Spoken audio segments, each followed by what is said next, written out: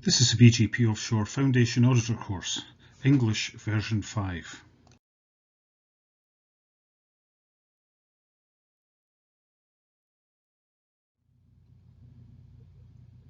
In this course we shall look at the basic principles of auditing, process audits and how to record the audits in FLAG. In BGP Offshore we have 3 levels of auditor. This course, the Foundation Level Auditor, is for personnel who are totally new to auditing, and it is designed to give location staff and crew the competence to carry out location process audits. These are usually work instructions and task risk assessments. However, there will be occasions when you're required to carry out other audits. The internal auditor training is designed to be at a more advanced level. This ensures that auditors have the competence to audit management and systemic procedures, MPs and SPs, at a corporate level. The lead auditor training teaches auditors how to lead teams of auditors and ensure that they are competent to audit external parties such as suppliers. Okay, let's start by looking at what we mean when we talk about audits. Before we start a project, we carefully plan what we're going to do and the order in which we're going to do it. We usually document how we're going to carry out the project in the project plan and associated procedures and work instructions. A location process audit is a method of checking that we're doing exactly what we say in the procedures, work instructions, task risk assessments and permits to work. Not only does it provide a mechanism to ensure that we're doing what we'll say we'll do, but it also gives the company a chance to check how effective the processes are.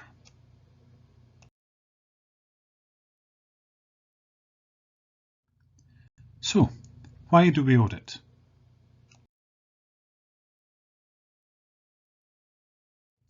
As has already been mentioned, we audit to ensure conformance to our processes, procedures, instructions, risk assessments and permits to work.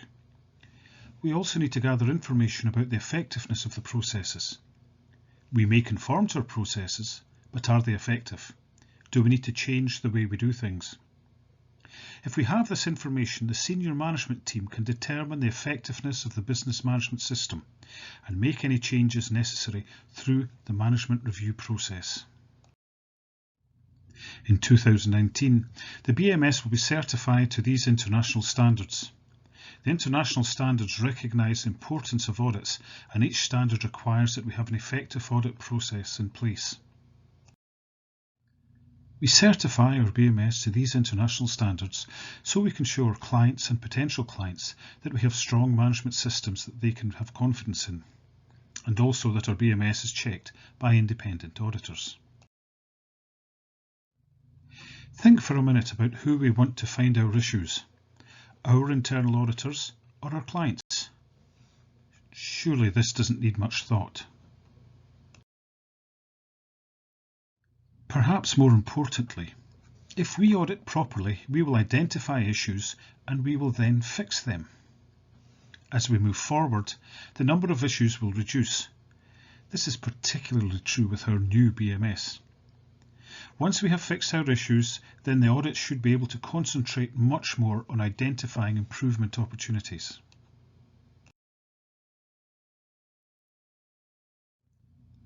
So, what do we mean by process audits?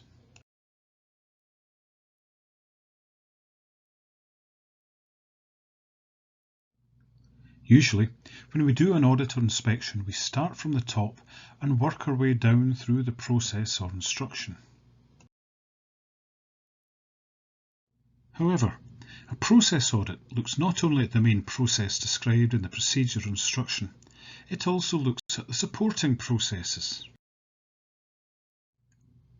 So like the cogs in an engine, if one fails, there is a danger the whole machine fails. So it is in a process.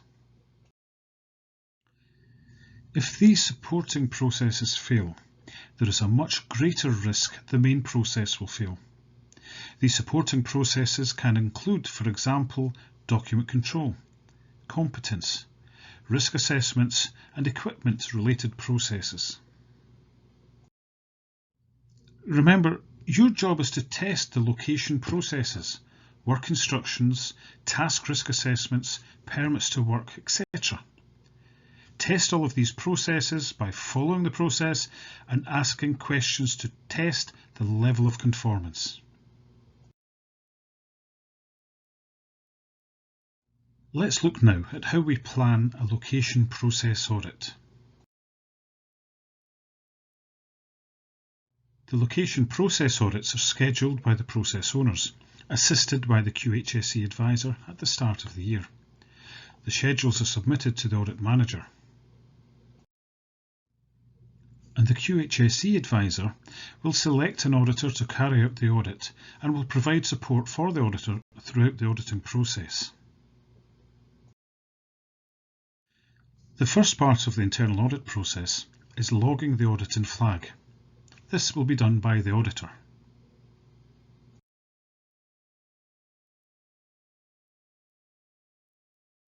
Select Operational Process Audit, Internal and Audit from the drop-down list.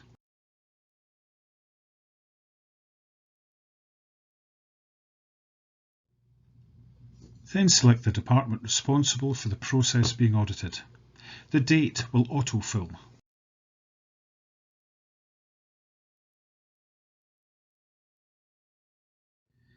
And select your name from the Internal Auditor drop-down list.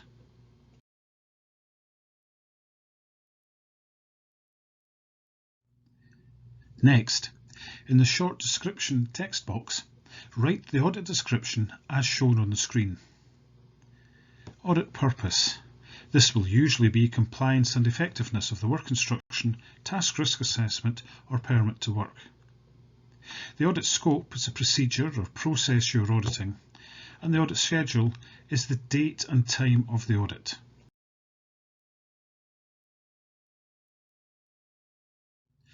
Once you have completed the description, click the Save icon as shown.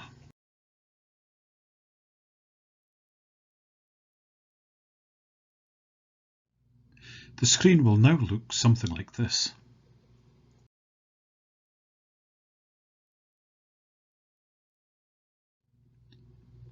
The next step is to get the audit plan approved. On the vessels, this is done by the vessel management. This could be the vessel management or the party chief. To do this, click on the Add Follow-up Action icon. On the Follow-up Action screen in the subject box, add the work instruction, task risk assessment or permit to work you are auditing.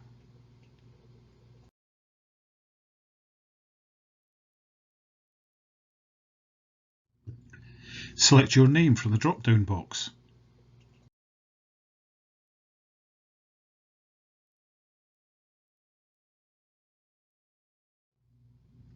Ensure that the workflow box reads one single task.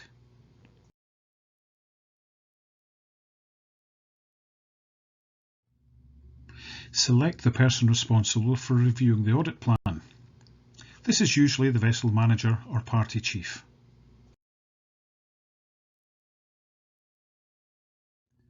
And now set the dates and priority. Usually this will be normal priority.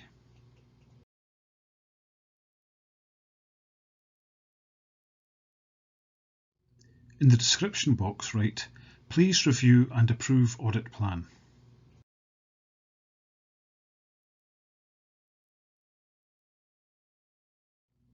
Click Save and the workflow engine will send an action to the vessel manager or party chief. Once you've had the audit plan approved, repeat the process and raise another work item for the auditee, that is, the person who is responsible for the process you're going to audit.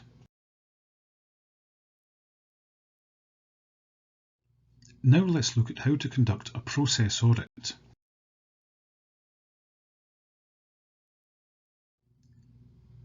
The first thing you should do is familiarise yourself with the main process and procedures. You will find all of these documents in Flag.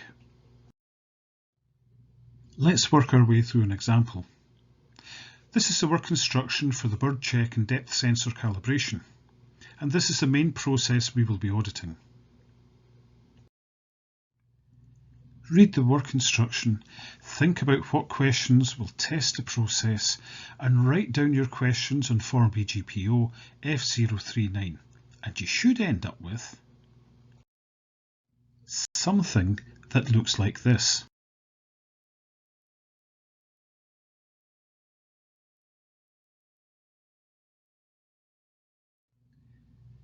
The work instruction refers to the task risk assessment.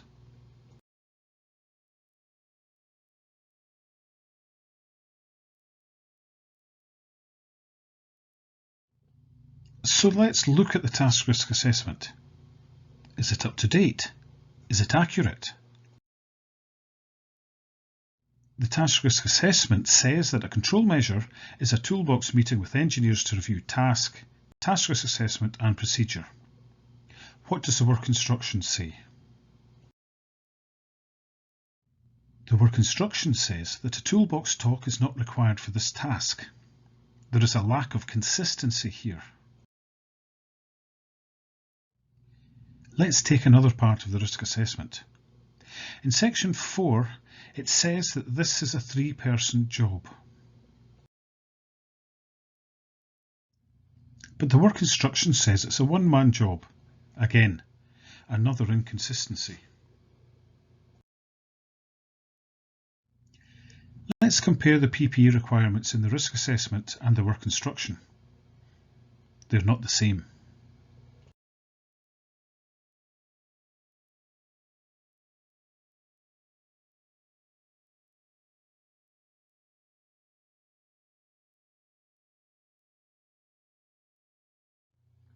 Another example. The work instruction refers to the PPE matrix. Where is it? One of the most important phrases an auditor can use, show me.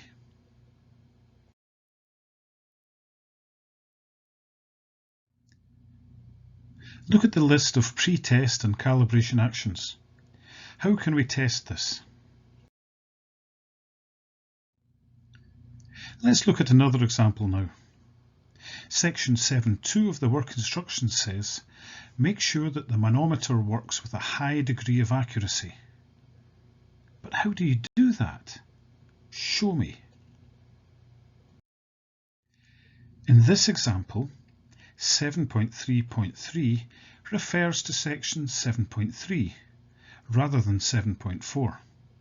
Now this is a small detail, but we should still take note and fix it so that our written instructions are 100% accurate.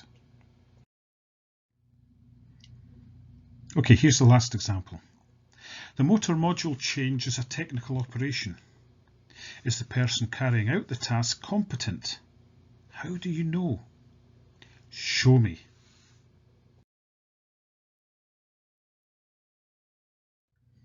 Those were some examples of how we can ask questions to test the work instruction. From the main process, we looked into the task risk assessment, the competence process, PPE, equipment management, and document control. But you must always remember that we are testing the processes, not the person.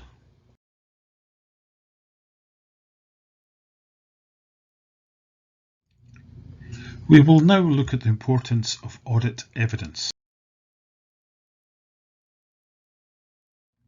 It is important to ensure that we fully document our audits by noting all the evidence we have looked at, because our audits will be audited by our own internal auditors, the ISO certification company, and possibly by our clients. If audit findings are challenged, there is an audit trail and evidence to back them up. Evidence from audits can be records, for example, training records, calibration records, equipment maintenance records, risk assessments, statements from staff regarding the way they carry out the processes, and any related and relevant data. But please do remember that statements from staff on its own is not evidence of conformity. All of the evidence you look at should be noted in our Form 039 as the audit is being carried out. Once we have identified issues with the process, how do we deal with them? Let's look at audit findings now.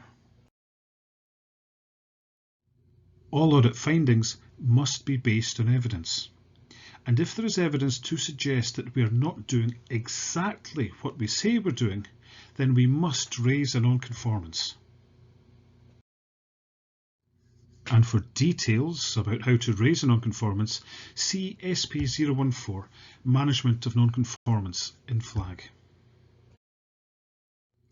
Sometimes there is not enough evidence to raise a non-conformance, but there may be something of sufficient importance that we want to bring it to the process owner's attention. In these cases, we would raise an idea and opportunity. And for details about how to raise an idea and opportunity, see SP 015, Ideas and Opportunities, as ever in FLAG. There should be no issues about raising non-conformances and ideas and opportunities. Do you remember earlier we spoke about why we audit? The more issues we find, the more issues we fix. This means that when our clients and potential clients audit us, there are less issues for them to find because we have already checked the processes, found the problems and fixed them. And the less problems we have, the more we can concentrate on improving our processes and ensuring we deliver exactly what our clients have asked for on time and on budget. In this final section, we shall look at how to record and close audits in FLAG.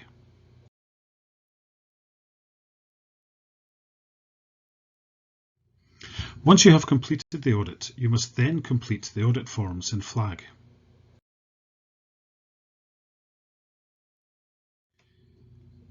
During the audit, you will have used Form 039, the audit checklist. This is your record of the audit.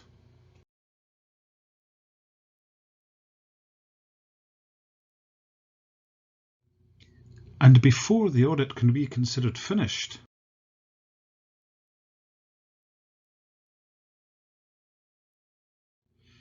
that information from Form 039 must be entered into FLAG, giving a full and accurate account of the audit.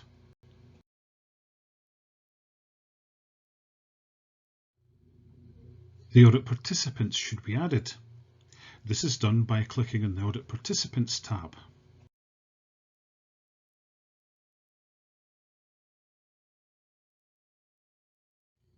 Then click New Participant.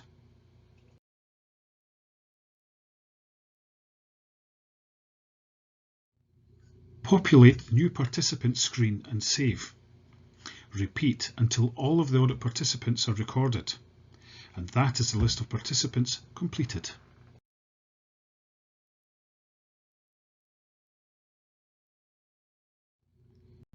Adding attachments.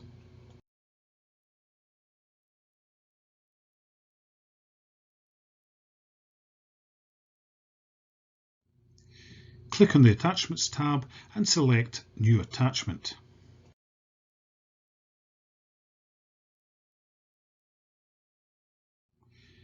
Add any relevant information here, such as audit checklists, photos, records, etc.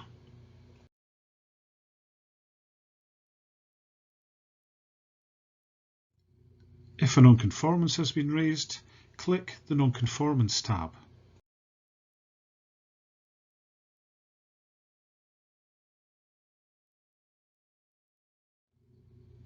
Click on New Non-Conformance.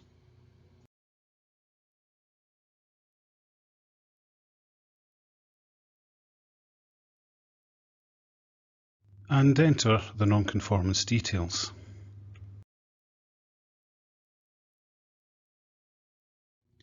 And again, for full details of the non-conformance process, see BGPO SP 014, Management of Non-Conformance.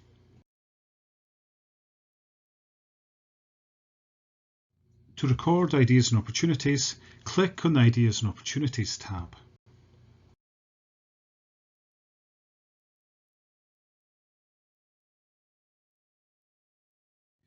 Click New Idea and Opportunity and populate the screen.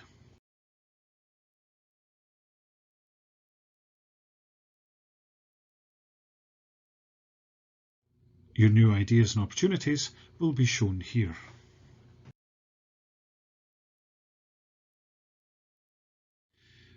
Once again, for details of the Ideas and Opportunities process, see BGPO SP015 Ideas and Opportunities.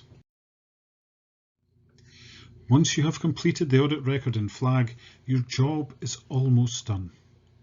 The only thing you have left to do now is, once you receive notification the non-conformances have been closed by the appointed person, you go back and check the evidence. Once you have checked that the audit finding has been closed, you can then close the audit. And that is how to conduct a location process audit. And if you have any questions, please don't hesitate to contact either the onboard QHSE advisor or any member of the onshore quality team. We're only too happy to help. Thank you for your attention. And that was the Foundation Level Internal Auditor course.